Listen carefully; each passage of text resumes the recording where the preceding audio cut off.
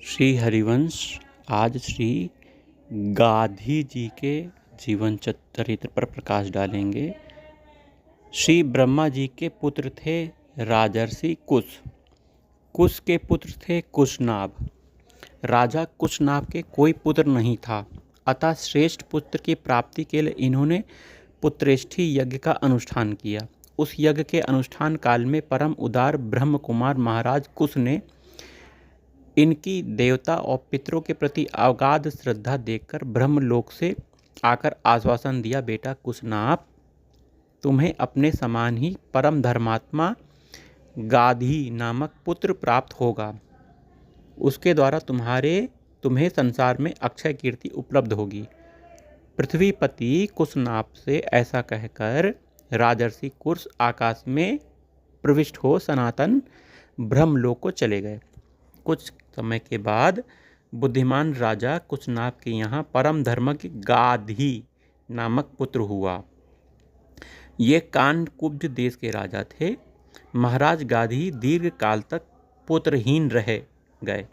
तब संतान की इच्छा से पुण्य कर्म करने के लिए ये वन में रहने लगे। वहाँ रहते समय सोमयाग करने से राजा की एक कन्या हुई, जिसका नाम सत्यवती था। भूतल पर कहीं भी उसके रूप और सौंदर्य की तुलना नहीं थी। परम तप में संलग्न महर्षि ऋचिक ने राजा गाधी से उस कन्या को मांगा। ऋषि की सामर्थ्य सुपरिचित राजा गाधी ने यथार्थ शुक्ल रूप में 1,000 ऐसे घोड़े मांगे जो चंद्रमा के समान कांतिमान और वायु के समान वेगवान हो, जिनका एक एक कान श्याम रंग का हो।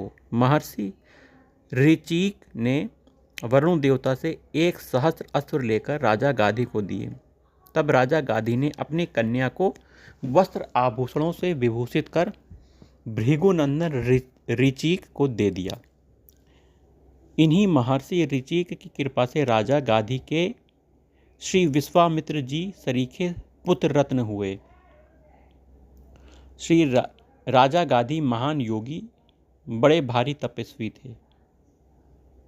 वे प्रजा का पुत्र के समान पालन करते थे और प्रजा भी इन्हें साक्षात भगवत रूप समझती थी। इन्होंने अपने राज्यकाल में विभिन्न यज्ञों द्वारा यज्ञ पुरुष भगवान की आराधना की।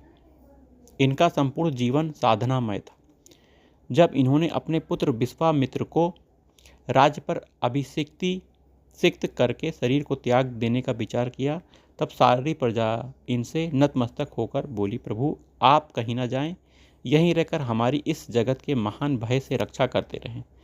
राजा गाधी ने श्री विश्वामित्र के सद्गुणों की प्रशंसा करके प्रजा को आश्वस्त किया और मंगल मुहूर्त में विश्वामित्र जी को सिंहासन में बैठाकर स्वयं प्राणायाम के द्वारा प्राणों का उत्क्रमण कर भगवत धाम को चले गए।